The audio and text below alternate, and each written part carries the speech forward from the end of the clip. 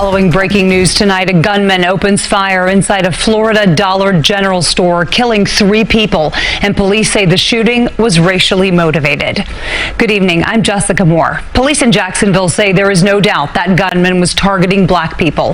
He left behind writings that detail what officials call a disgusting ideology of hate.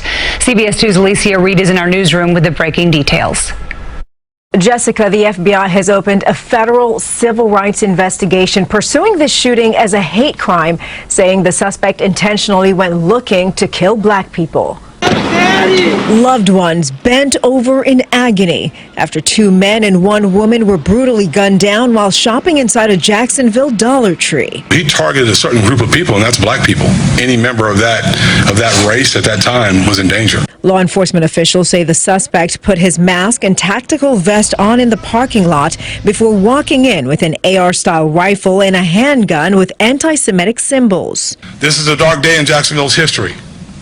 Any loss of life is tragic, but the hate that motivated the shooter's killing spree adds an additional layer of heartbreak. The shooter lived in Clay County with his parents, about 40 miles from Jacksonville. The local sheriff's office says he texted his father to check his computer. A little over half hour later, his family called the local sheriff's office to alert them about writings that showed intention. But it was too late. The shootings had already begun. This is a community that has suffered again and again. So many times, this is where we end up.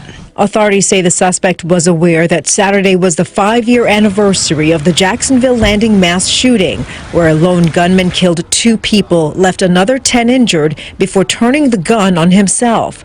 This shooter also killed himself, and authorities say he acted alone. We must do everything that we can to dissuade this type of hate. In a statement, the Department of Homeland Security says it is committed to working with state and local partners to help prevent another such abhorrent, tragic event from occurring. While local and federal law enforcement agencies vow a thorough investigation, we're learning the shooter was involved in a domestic incident in 2016. And in 2017, Florida's Baker Act was implemented. That's when an individual is temporarily detained in order to receive emergency mental health services because they may be a threat to themselves or others. In the newsroom, Alicia Reed, CBS 2 News. And that shooting happened near Edward Waters University, a small, historically black university. In a statement, the school said shortly before the shooting, one of its security officers saw the man near the school's library and asked him to identify himself. When he refused, he was asked to leave, which he did. It is unknown if he originally planned to attack the university. The Reverend Al Sharpton released a statement saying, in part, the shooter appears to have been blocked from entering an HBCU, so he decided to open fire at a Dollar General while we were marching against hate in Washington.